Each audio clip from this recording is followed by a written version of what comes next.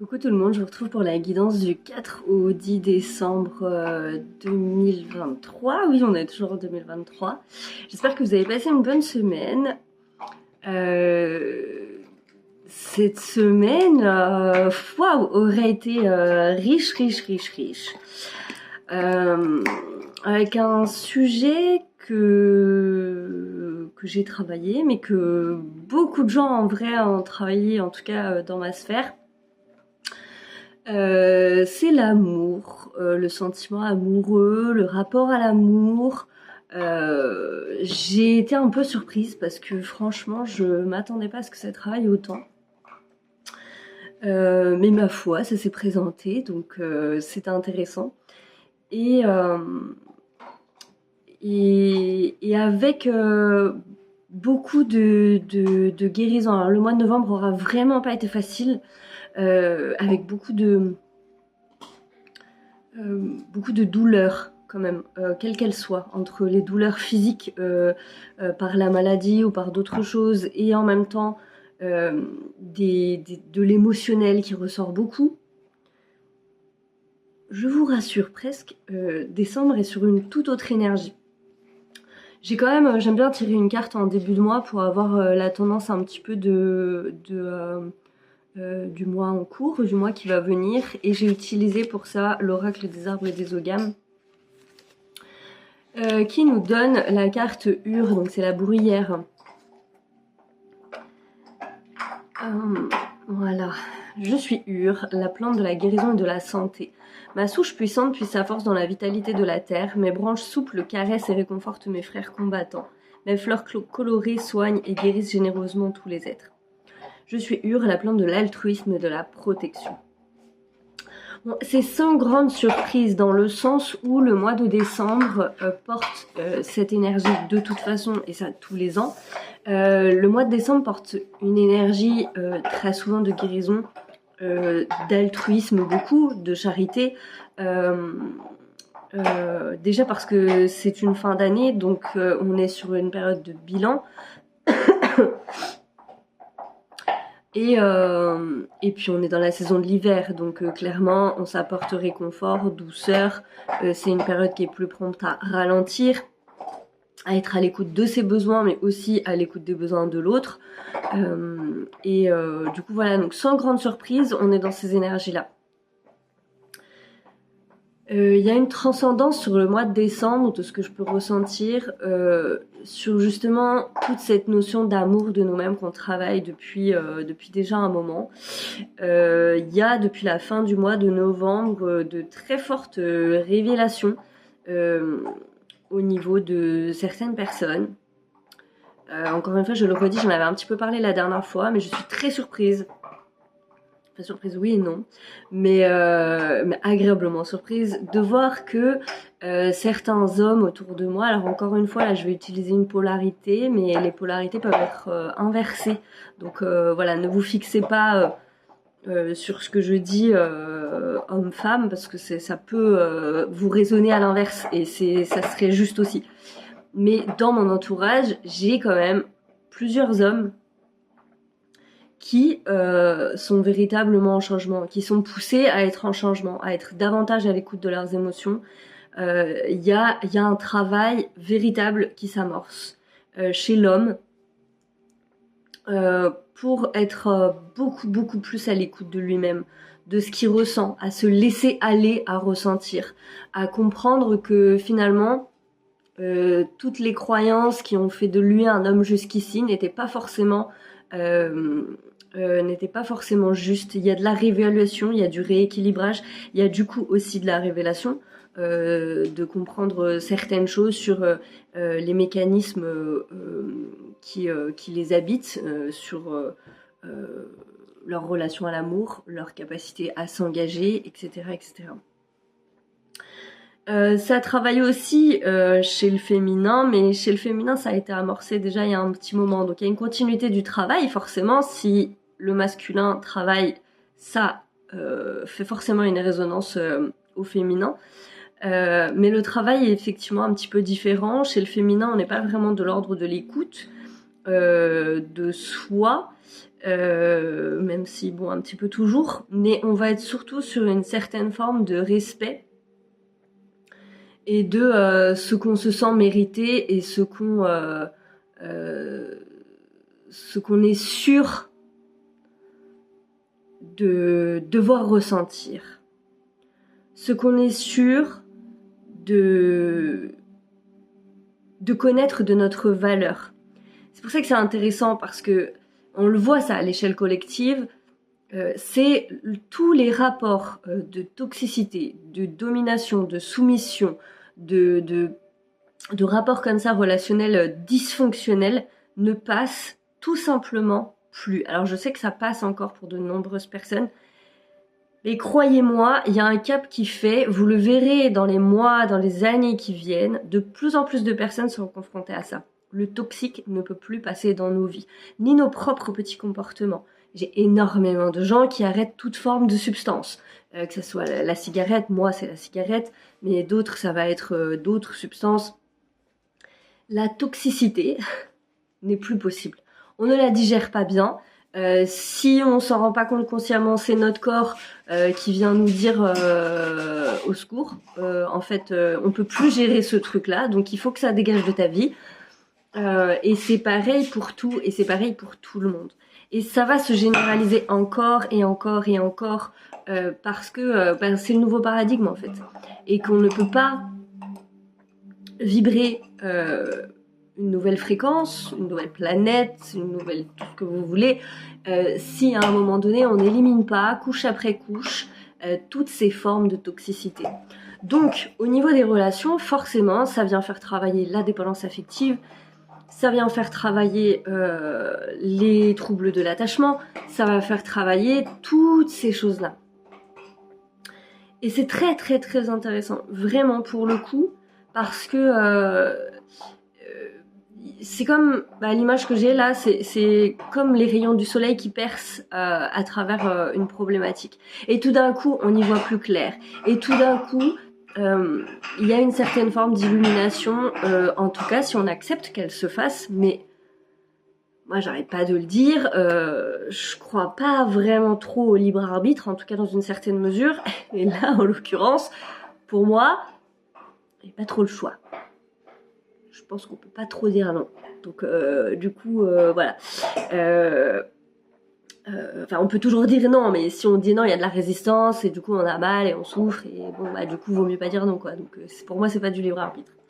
Mais c'est un autre débat, donc voilà, qui n'est pas le thème de la journée. Donc le mois de décembre est porteur de ça. Donc il y a des relations qui guérissent à plein de niveaux. Elles guérissent parce qu'on comprend mieux le sens de ces relations, parce que certaines vont s'approfondir, parce que tout d'un coup il y a de l'honnêteté. Et Dieu seul sait que dans les rapports amoureux, parfois amicaux, mais quand même beaucoup amoureux, notre lien amoureux sur la planète est quand même profondément dirigé par l'ego. On peut se rendre compte dans nos vies, il y a beaucoup de fois où on se dit qu'on s'aime, mais en fait c'est de l'ego, en fait c'est de la blessure. En fait on vient essayer de se réparer, de combler des manques, de combler le vide, de nourrir certaines choses, mais il y a quand même beaucoup de toxicité, il y a quand même... je dis pas qu'il y a que ça, attention, faut pas vous méprendre sur mes propos, il y a des relations saines, mais dans l'ensemble, c'est quand même beaucoup, on est quand même beaucoup à juste vouloir guérir et à chercher la guérison chez l'autre. Et là encore, ça s'arrête, on vient vraiment guérir nous-mêmes ce qui ne va plus, ce qui ne va pas, et forcément, on va vivre des relations, des interactions au sein de ces relations qui vont nous permettre de rétablir les choses, de rétablir l'équilibre. Et c'est très drôle parce que cette semaine parle de ça, parle beaucoup d'équilibre. La première carte qui est tombée pour cette semaine, j'ai encore utilisé excusez-moi, le tarot soufi de Aïeda Hussein. Et c'est la carte Wali qui est tombée, la 7. Et cette carte, elle parle vraiment de notion d'équilibre entre l'intérieur et l'extérieur. il y a un équilibre. Alors là, il est plus à chercher. Je crois que cette carte était tombée il y a quelques semaines, et là, je me souviens très bien, on a dit c'était un équilibre à chercher. Là, l'équilibre, il n'est pas à chercher, parce qu'en fait, novembre nous a vraiment apporté toutes les compréhensions pour pouvoir l'avoir, cet équilibre. Donc là, il n'est pas à chercher, il s'installe. Il est présent. Il y a quelque chose qui se fait, qui s'est beaucoup fait cette semaine. Cette semaine aura été déterminante, importante à bien des niveaux, parce qu'elle aura, je crois, permis soit de faire la lumière, soit carrément d'ancrer certaines choses très profondément. On se rappelle de la guidance de la semaine dernière où on avait la carte de la mort. Il y a quelque chose qui vient mourir, définitivement. Et sur la carte de la mort, on avait ces petites fleurs qui débutaient. Il y a quelque chose de nouveau qui s'amorce. Parce qu'on termine quelque chose. Et voilà, il y a cet équilibre. Alors, pour ce faire, faut toujours que je vous raconte ma life. Non pas que ça me fasse plaisir, hein, vraiment, sachez-le. Je déteste ça. Mais l'exemple est important. Donc, cette semaine, il y a beaucoup les relations qui travaillaient.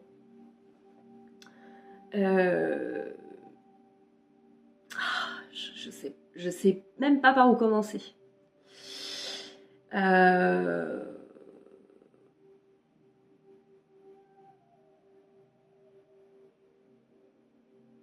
vais commencer par le début. Oh là là, on va essayer de la faire courte.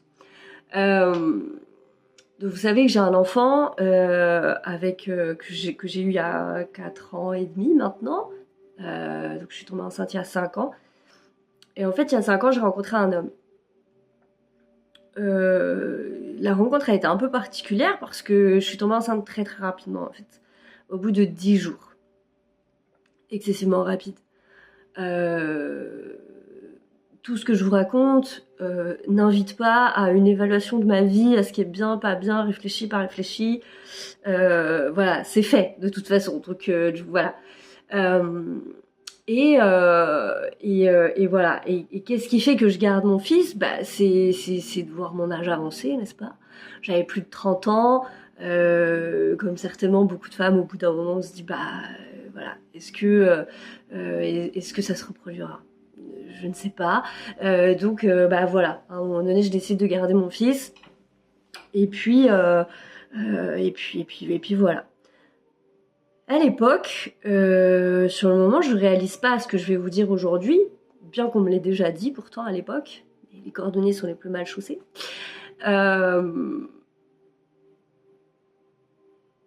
Je souhaite et j'insiste sur le fait qu'on se mette en couple, qu'on forme un couple, qu'on vive ensemble. Parce que, mais ça je peux vous le dire que maintenant avec le recul, moi j'ai pas connu mon père, j'ai vécu 7 ans avec ma mère toute seule. Il y avait des choses qui étaient inconcevables dans ma vie. Mais quand je vous dis inconcevable, c'est vraiment inconcevable. C'est-à-dire que moi c'était pas possible d'élever un enfant sans père. C'était pas possible. Je l'ai vécu, j'avais pas envie d'imposer ça à mon enfant. Et en fait, je me rends compte que je prends tout un tas de décisions qui sont comme elles sont. Je les regrette pas, c'était une expérience et c'est comme ça qu'on apprend. Mais avec le recul, ce que je peux dire de ces décisions, c'est qu'elles se sont faites sur le filtre de la blessure. Sur le filtre de quelque chose que moi-même j'avais besoin de réparer à l'intérieur de moi. Donc du coup, voilà. Et c'est pour ça que je vous partage ça, parce que c'est très souvent le cas dans les relations, quelles qu'elles soient. On veut réparer des choses, on veut réparer notre histoire, on veut guérir quelque chose, on veut soulager quelque chose, et on prend tout un tas de décisions plus ou moins justes, qui nous amènent à vivre des expériences plus ou moins justes aussi. Et puis dans ce cadre de la relation, on est très tenté et on le vit tous. Snoop, non, à ta place. Ça suffit, à ta place. Voilà, merci. Il y a toujours cette notion de bourreau victime. Faut qu'il y ait un méchant dans l'histoire. Vous savez ce que je pense de la notion de pervers narcissique. J'en ai déjà souvent parlé. Non pas qu'elle n'existe pas. Non, encore une fois, là, faut bien comprendre mes mots. la notion de pervers narcissique existe. Il y a des hommes qui sont des hommes et des femmes d'ailleurs qui sont vraiment dans ce schéma de pervers narcissique. Mais ce que j'ai juste tendance à constater, c'est que dans les relations, c'est une première étape de l'histoire. Il faut toujours qu'il y ait un méchant, une victime, voilà. En vrai, les choses ne sont pas aussi simples que ça, parce que à un moment donné, si on est sous le coup de quelqu'un qui n'est pas correct avec nous, c'est aussi parce qu'on laisse entrer cette personne pas correcte avec nous, et qu'il y a tout un tas de choses qu'on a laissé faire dans cette relation à deux, qui font que en fait tout est dysfonctionnel et ça ne marche pas. Et c'est important que ça monte en conscience, parce que ça permet de faire la paix avec soi, avec l'autre, et que ça permet d'avancer. Et pour tous les partis, je le crois vraiment. Donc dans tout ça, il y a l'amour de soi qui travaille, il y a la notion de se protéger, de se réparer, de comprendre nos mécanismes de fonctionnement. Et tout ça, c'est très important. Avec le papa, on s'est séparés il y a peu de temps. C'est pas quelque chose dont je vous ai parlé, parce que j'avais pas forcément, encore une fois je vous le dis, je n'aime pas parler de ma vie personnelle. Et forcément, comme toute séparation, c'est compliqué. Et ça vient soulever tout ce que je vous dis sur les notions de bourreau, de victime, de responsabilité. Ça vient aussi soulever beaucoup d'émotions, parce que forcément, si on en vient à se séparer, c'est qu'il y a échec d'une certaine façon. Et du coup, voilà. Et depuis cette séparation, je me suis beaucoup posé de questions. Alors, un petit truc qu'il faut savoir sur moi, mais parce que je trouve ça drôle, donc je vous le dis. Depuis que je suis enfant, je crois, vraiment, je me suis donné des trucs en tête, de ne jamais revivre certaines choses. Donc ma mère était violente, je me suis juré de jamais reproduire ça. Il y a plein de trucs comme ça que je me suis mis en tête. Surtout ne jamais reproduire, ne jamais faire. Je donne un exemple, accoucher, je voulais absolument pas de césarienne. C'était vraiment le scénario que je refusais, mais je le refusais. Je voulais pas. Je voulais accoucher par voie basse. Voilà, je me concentrais que là-dessus. J'ai fait de l'hypnose périnatale. Voilà. J'ai accouché par césarienne. Ouais, voilà. Et je ne voulais absolument pas me retrouver mère célibataire. Je me retrouve mère célibataire. C'est que ça. Et forcément, ces dernières années, surtout quand j'ai eu ma césarienne, je me suis dit, mais pourquoi est-ce que quand je ne veux pas quelque chose, ça se produit systématiquement? Les gars, c'est super énervant. Donc, je me suis vraiment posé cette question, quoi. Pourquoi? Avec beaucoup d'humour, parce qu'en vrai, il n'y a pas de drame. Mais c'est vrai que c'est un peu agaçant quand même. Et en fait, j'ai compris que c'est un petit peu le principe même de la loi d'attraction, c'est-à-dire que je suis tellement concentrée sur ce que je veux pas que finalement, ça se produit. Et puis ensuite, parce que je ne veux pas reproduire, mais pour les mauvaises raisons. Parce qu'en fait, dans la notion que j'avais, en tout cas, dans le fait de me dire je ne veux pas reproduire, j'étais dans le jugement de ce qui se passait.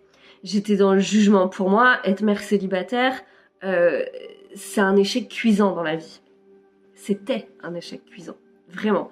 C'est-à-dire que pour moi, c'était la pire chose qui pouvait arriver, le pire des scénarios, c'est que j'aurais échoué quelque chose. C'est-à-dire que j'aurais pas transcendé. Snoop, ça suffit, à ta place. Je n'aurais pas, réussi ma vie.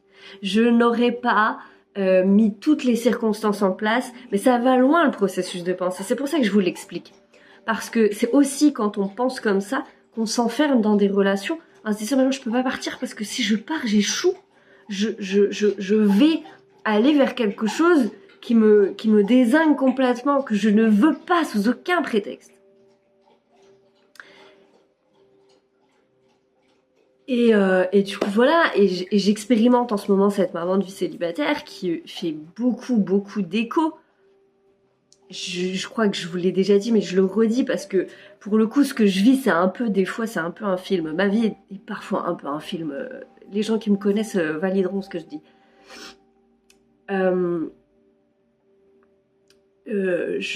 me sépare, j'inscris mon fils à l'école. Il se retrouve, je trouve une maison un peu, la maison dans laquelle je vis, là, un peu d'urgence. Je me retrouve dans une maison qui est très proche de l'appartement dans lequel je vivais avec ma mère enfant, quand je vivais toute seule avec elle. Je me retrouve à inscrire mon fils dans une des seules écoles où il y a de la place, qui est l'école maternelle dans laquelle j'allais quand j'étais petite, et où ma mère m'emmenait quand elle... voilà. Je me retrouve sans voiture, et je me retrouve à prendre le bus et à refaire le même trajet que ma mère et moi on faisait quand j'étais petite. Et quand je vis tout ça, c'est un peu une ambivalence. Il y a l'ambivalence à ta place. Il y a l'ambivalence de se dire... c'est un truc de fou de retrouver son enfance comme ça. Parce que j'ai des bons souvenirs en plus de cette période. Pour moi, c'était un peu une période bénie quand j'étais avec ma mère seulement.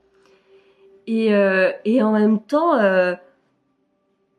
forcément, ça me renvoie aussi aux sentiments que je pouvais ressentir quand j'étais enfant, à la difficulté aussi qu'avait ma mère de m'élever toute seule, parce que vraiment être maman seule, c'est pas facile. Être maman, c'est pas simple du tout, du tout, du tout. Être maman solo, c'est encore autre chose. C'est vraiment encore autre chose. Et du coup voilà, mais c'est pas tout ça qui est important. Ce qui est important à retenir, c'est ça, c'est cette logique de... Parfois, on se met dans des schémas de non-reproduction, mais en fait, on pourrait se croire maudit, parce que finalement, tout ce qu'on veut pas, ça nous arrive. Donc, forcément, moi, je me le suis dit pendant longtemps, ça. Ah, mais je suis maudite, de toute façon. Mais non, en fait, c'est pas que je suis maudite, c'est qu'à un moment donné, ne pas vouloir reproduire, c'est une chose. Mais il y a une énergie, en fait, dans ce que moi, je projetais. Il y avait une énergie... de conflit en fait, de conflit. C'est je ne veux pas parce que, et d'ailleurs parce que j'étais concentrée sur le je ne veux pas plutôt que sur ce que je veux et ce que je projette. Mais à l'époque, j'avais aucune idée de cette fameuse loi d'attraction. Donc du coup, voilà. Et en vrai, je regrette rien. Vraiment, il n'y a rien à regretter sur tout ce que j'ai pu vivre. C'est comme ça et c'est comme ça. Et même dans cette expérience de maman solo, j'apprends beaucoup sur moi parce que ça m'oblige énormément à plein de trucs. Et que même si c'est excessivement fatigant, parce que j'ai vraiment personne sur qui me reposer, même pas des grands-parents, des choses comme ça, c'est très dur, mais ça m'apprend beaucoup. Ça m'apprend beaucoup sur moi. Et même cette rupture, elle m'a appris aussi finalement beaucoup sur moi, parce que ça permet de remettre les choses à leur place. Mais c'est pas des décisions faciles, c'est pas des moments qui sont faciles à vivre, qui sont confortables, qui sont désagréables. Et qui soulève énormément de choses et qui nécessite qu'on soit très très honnête avec soi-même et qui nécessite aussi qu'on se retrouve très profondément face à soi-même aussi et que parfois l'énergie du couple cache ça parce que justement on est entraîné dans l'autre, c'est l'autre qui fait mal, forcément c'est l'autre qui fait mal et même si on prend un petit peu ses responsabilités, c'est toujours plus facile. Snoop, non en fait. Mais c'est super envahissant. Tu t'assois si tu veux. Assis. Allez, ça suffit maintenant. Je sais pas pourquoi quand je fais les guidances, faut toujours qu'ils tournent en rond, T'es jaloux? T'es jaloux? Tu peux t'asseoir à côté de moi. Allez, tu t'assois, puis tu arrêtes. Assis. Mais assis, pas dans mon visage. Assis. Voilà. Oh, t'es beau. Oh, t'es beau comme ça. Comme ça, les gens ils peuvent te voir. Non, mais tu vois, t'abuses toujours, tu profites. Les animaux aussi, comme je le disais la semaine dernière, ça met des limites, ça cadre. Assis. Sinon, je me fâche, c'est à ta place. Assis. Allez. Voilà, très bien. Reprenons.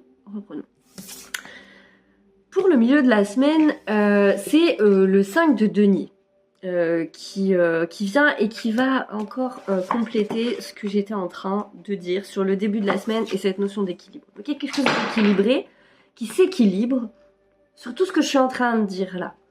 Sur le relationnel, sur ce qu'on a compris de notre histoire, sur ce qu'on on ne veut plus, mais du coup dans le bon sens du terme, c'est-à-dire que là on a expérimenté des choses qui nous font enfin nous dire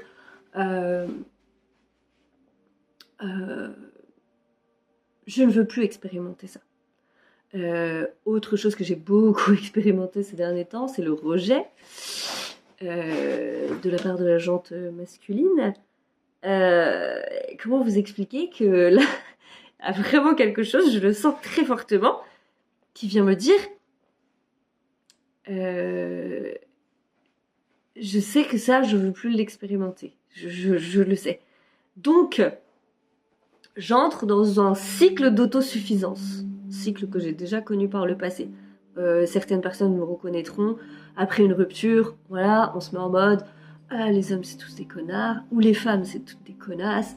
Plus jamais, je reste seule, je suis bien seule, j'ai besoin de personne. Voilà. Classique, j'ai envie de dire classique.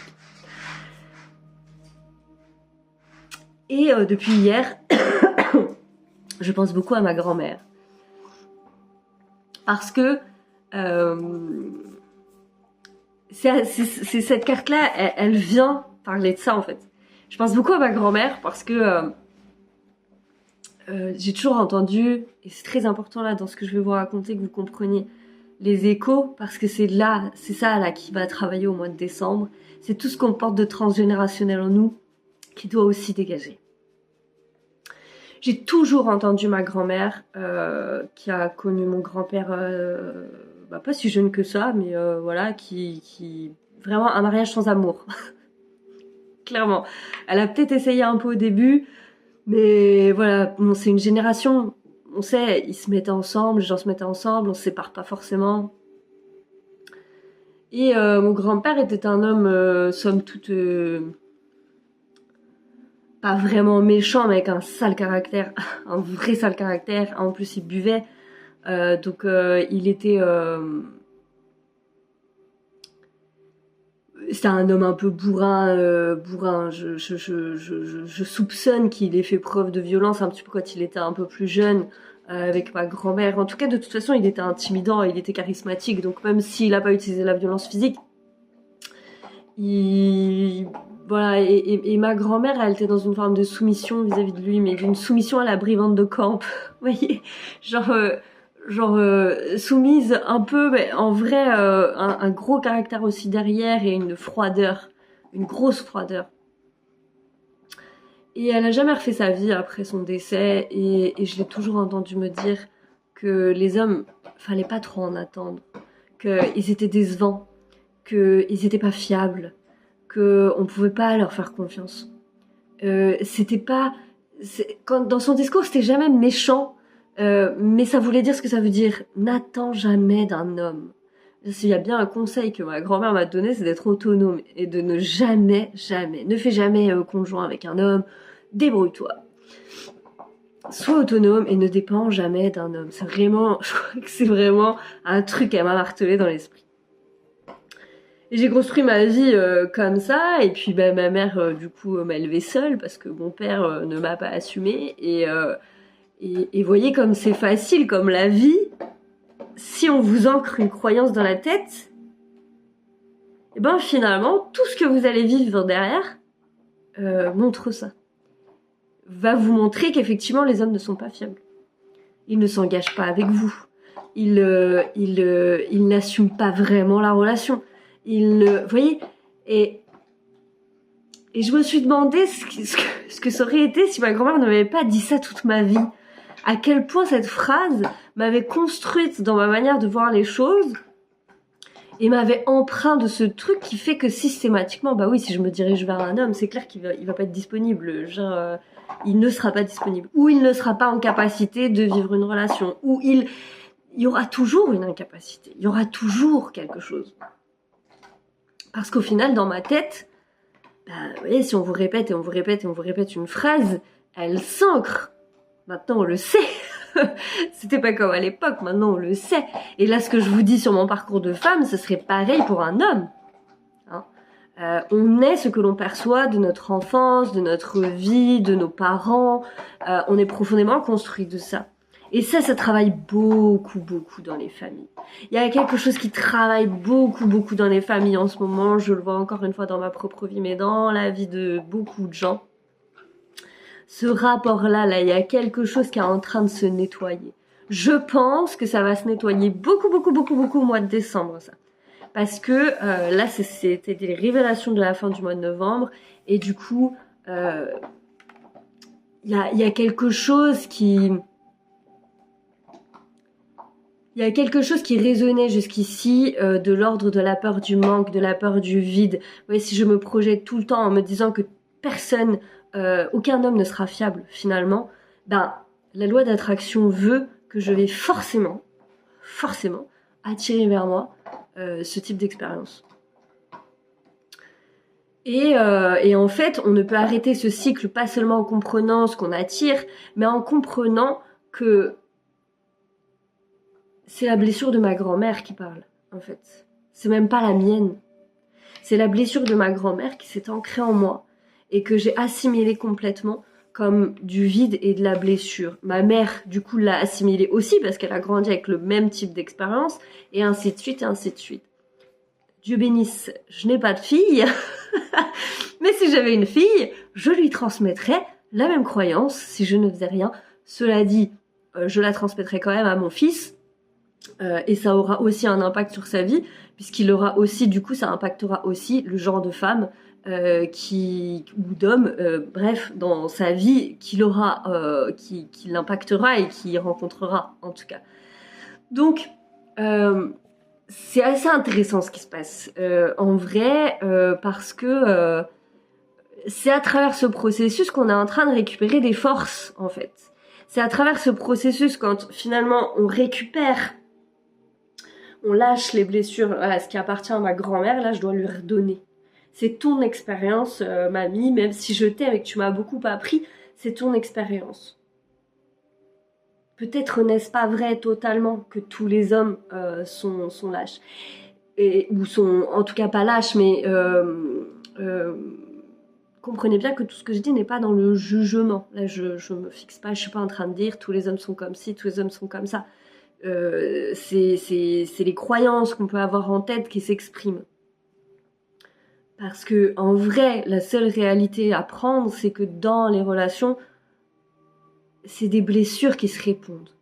C'est des blessures qui se répondent. Donc si moi, je vibre très fort cette énergie de je veux à tout prix un homme fiable, un homme sur lequel je puisse me reposer et tout, mais que ça part de cette blessure de finalement de toute façon on va toujours m'abandonner ou me rejeter ou ne pas vouloir de moi ou ne pas me comprendre ou ne pas m'accepter, et ben forcément du coup c'est ce qui rentre dans ma vie, et parce que c'est mon état de vibration. Et c'est pas... Franchement, c'est pas une palace à comprendre, hein. Moi, j'ai mis du temps. J'ai mis du temps et c'est pas... comment dire, c'est le fruit d'un processus. C'est le fruit d'un processus qui doit se faire, qui prend le temps qu'il prend et qui vient nous enseigner beaucoup de choses. Et puis, il faut pas oublier non plus que tout est une question de temps. Il y a parfois des périodes où on n'arrive pas à entendre certaines choses et puis on nous les redit 6 mois, 9 mois, 3 jours après, et là tout d'un coup ça percute. Il y a des timings. Pardon, divins en l'occurrence. Donc, juste je reprends vite fait le 5 de denier.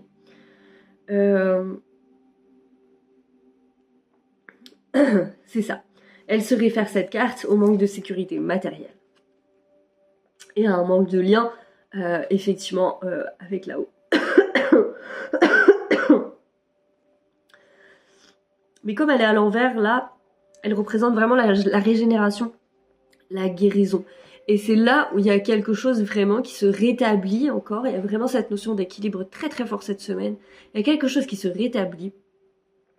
De cet ordre-là, de cet ordre de chaque chose revient à sa place. Donc les blessures de chacun reviennent à sa place. L'amour de toute façon est profondément diffus et c'est pour ça qu'il y a autant d'honnêteté dans les relations et d'intégrité et de choses. D'ailleurs, c'est vraiment la ligne qu'on doit avoir, c'est toujours d'être honnête envers soi-même et envers les autres. À partir de là, il se passe des miracles. Il peut se passer des miracles et je crois qu'il va se passer des miracles. Vraiment. Même si ça peut paraître bizarre comme ça. Mais vraiment.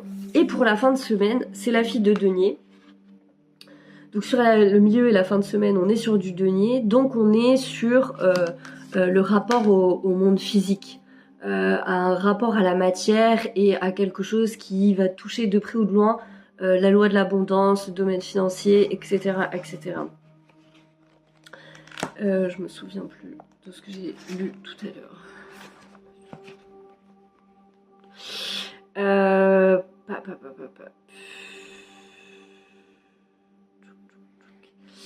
Ouais, c'est ça. Alors cette carte, donc elle représente la graine. Elle représente encore une fois cet équilibre entre l'intérieur et l'extérieur. Elle représente ce qu'on fait germer en nous. Et il y a vraiment une notion de cultiver son jardin, là, pour le coup, sur la fin de semaine. De cultiver tout cela, tout ce qui va se passer là en début de semaine, fin de semaine, tout ce qu'on est en train de faire. En fait, si vous devez demander quelque chose, je pense que c'est quelque chose de l'ordre de l'harmonisation. C'est-à-dire que tout le travail que vous êtes en train de mettre en place s'imbrique bien en vous pour avoir de bonnes bases et bien pouvoir, pousser et fructifier parce qu'en 2024, ça sera fondamental. Parce que là, c'est des bases qu'on est en train de mettre en place, des bases qui sont importantes pour que justement nos prochaines relations, nos prochaines histoires prennent une teneur différente. Et pour la fin de la semaine, j'ai utilisé l'oracle du Pays des Merveilles de Lucy Cavendish, voilà. Et c'est la carte vivez votre rêve, et créez votre propre vie. Et cette carte, elle fait directement référence à tout ce que j'ai expliqué dans cette vidéo jusqu'ici, donc je vais pas trop la détailler. C'est comprendre qu'on est créateur de notre propre vie aussi par tout ce qui s'est passé transgénérationnellement dans nos histoires. Et que parfois, surtout en ce moment, il y a certaines croyances qui peuvent s'exprimer, mais qui ne sont pas seulement le fait de notre vie là dans la matière, mais qui peuvent être le fait ou le fruit de l'histoire de nos parents, de nos grands-parents, et que chacun a sa place. Chacun a sa place. Les blessures de chacun retournent à leur place pour pouvoir non pas se concentrer comme j'ai pu le faire longtemps sur ce qu'on ne veut pas, mais se concentrer sur ce qu'on mérite et ce qui est véritablement notre rêve, donc sur ce que l'on veut, mais c'est même pas ce que l'on veut, c'est vraiment ce que l'on mérite. C'est-à-dire ce qui est juste pour nous de vivre. Et je terminerai avec ça. Ces derniers jours, j'ai beaucoup réfléchi sur la notion de rejet où mon esprit buguait, quoi. Je veux dire, j'étais là, mais je comprends pas comment. Ça va paraître très égotique. D'ailleurs, c'est très égotique, en vrai. Mais je comprends pas comment on peut me rejeter autant dans le domaine sentimental, alors que moi, je sais que je suis une bonne personne, je veux dire. Que des gens moins bons que moi, il y en a plein. Et ça les empêche pas de trouver l'amour et d'être heureux et d'être et de rencontrer des gens. Et forcément, mais quand je suis dans cette réflexion-là, d'où est-ce que je me place tout de suite ? Je suis victime là. Je suis victime. C'est les autres qui me rejettent, c'est les autres qui ont un problème. Et moi, je suis une pauvre victime. Mais en fait, dans ce processus, ce que j'ai mis du temps, alors c'est pas à comprendre, parce qu'intellectuellement, je le comprends. Le mettre en place, c'est vachement plus compliqué. Mais du coup, ce qui vient et ce qui résonne pour le coup, c'est de se dire, mais en fait, ce qui est pas important, c'est pas les autres qui te rejettent, parce qu'en fait, déjà, ils te rejettent pas forcément, ils sont pas capables. Ils sont pas en mesure de... C'est pas un jugement, c'est factuel. C'est-à-dire que si l'autre il est trop enfermé dans ses blessures, bah forcément qu'il va vibrer le non-amour et qu'il va pas vouloir de ton amour. C'est logique en fait. C'est logique. Et ce serait le cas pour n'importe qui, n'importe quoi, n'importe quelle situation. La question c'est comment toi tu te sens avec toi-même et à quel point cette notion de rejet, elle t'impacte ou elle t'impacte pas, je veux dire. Tu sais qui tu es, tu sais ce que tu as à offrir, à donner, ne bouge plus tant que il n'y a pas cette même résonance qui vient de dire, qui vient pas te faire comprendre tu n'es pas assez comme ça, tu es trop comme ça, tu machin, mais plutôt une résonance qui dit mais j'ai vraiment envie d'apprendre à te connaître et à passer du temps avec toi parce que tu es une personne où ta vibration me parle. C'est-à-dire, j'ai pas envie de la changer, ta vibration. Elle me convient telle qu'elle est et j'ai envie de partager et d'en apprendre un peu plus.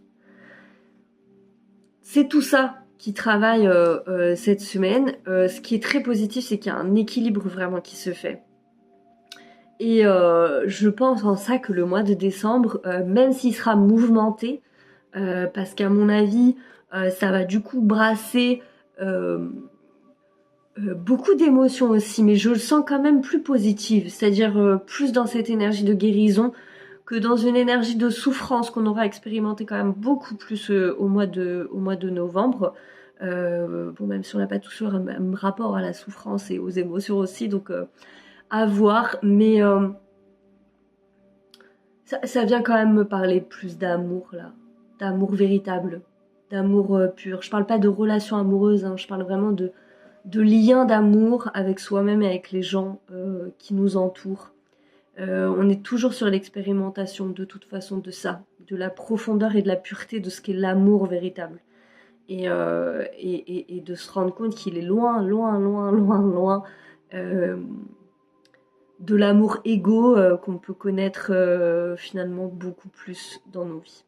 Voilà. Du coup, qu'est-ce que je vous souhaite pour cette semaine? Je vous souhaite beaucoup, beaucoup d'amour. J'ai essayé de faire plus court, mais je crois que j'y arriverai pas. Donc, du coup, voilà, je vous embrasse très fort. Snoopy qui dort maintenant vous embrasse aussi très fort. Et voilà, passez une excellente semaine.